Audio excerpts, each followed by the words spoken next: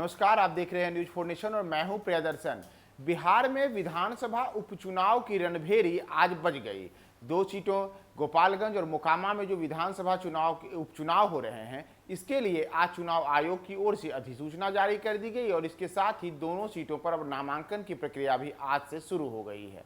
ये दोनों सीटें भले ही उपचुनाव के रूप में हों, लेकिन इन दो सीटों के उपचुनाव के साथ ही राज्य के तमाम प्रमुख राजनीतिक दलों और कई शख्सियतों की जो प्रतिष्ठा है वह भी दांव पर लगी हुई है। दरअसल आज से जो गोपालगंज और मोकामा में विधानसभा उपचुनाव के लिए नामांकन की प्रक्रिया शुरू हुई है, इसके साथ ही राजनीतिक दलों के बीच हलचल भी तेज हो गई है।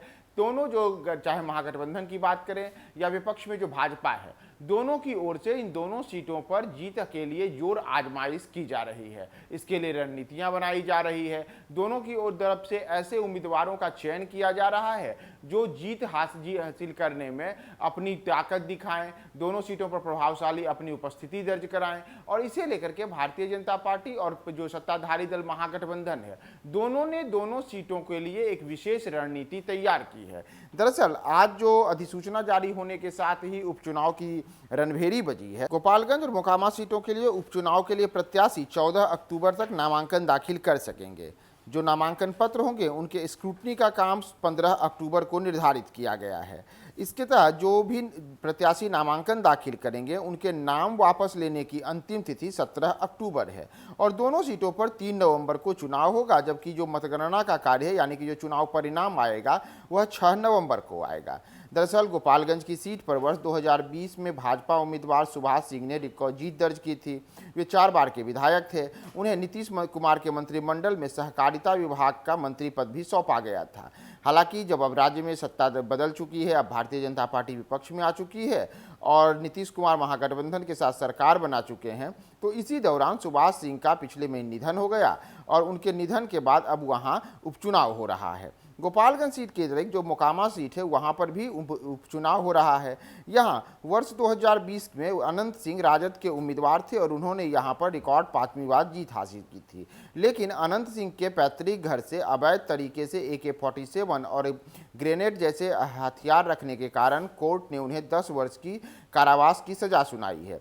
इस वजह से उनकी विधानसभा की सदस्यता रद्द हो गई। तो जहां गोपालगंज में सुभाष सिंह के निधन के कारण यह सीट रिक्त हुई है, वहीं मोकामा में अनंत सिंह की सदस्यता रद्द होने की वजह से यहां उपचुनाव होने रहे हैं। दोनों सीटों पर उपचुनाव के लिए जो आज से नामांकन की प्रक्रिया शुरू हुई है, यह 14 अक्टूबर तक चलेगी। दरअसल इन दोनों सीटों पर देखा जाए तो राजद और भाजपा के कब्जे वाली इन दोनों सीटों पर दिग्गजों की प्रतिष्ठा दांव पर है।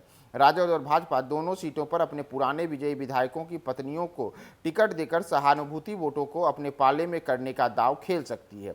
जहां मोकामा में राजद की ओर से अनंत सिंह की पत्नी नीलम सिंह को उम्मीदवार बनाया जा सकता है, तो वहीं गोपालगंज के बारे में भी कहा जा रहा है कि भारतीय जनता पार्टी वहां सुभाष सिंह की पत्नी को टिकट दे सकती है। हालांकि दोनों सीटों को लेकर के न तो राजद की ओर से न तो भाजपा की ओर से किसी भी उम्मीदवार का आधिकारिक ऐलान किया गया है, लेकिन माना जा रहा है कि जो उम्मीदवारी होगी उनमें मोकामा में राजद ने अनंत सिंह की पत्नी नीलम देवी को महागठबंधन के प्रत्याशी के तौर पर उतारने का निर्णय लिया है, जबकि भारतीय जनता पार्टी गोपालगंज में सहानुभूति वोटों को बटोरने की मकसद से सुभाष सिंह की पत्नी पर किस्मत आजमा सकता है।